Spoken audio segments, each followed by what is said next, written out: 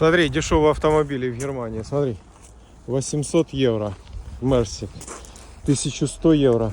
Ну это я уже так уже скидываю по соточке. 1100 евро. Смотри, 850 евро Гольфик, 750 евро. Смотри.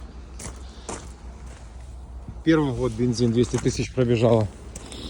Смотри, опелечек какой. Именно такой неплохой. 750 евро. Пятый год дизель 226 тысяч пробежало. Пожалуйста, вариант. Вот такой вот вариант.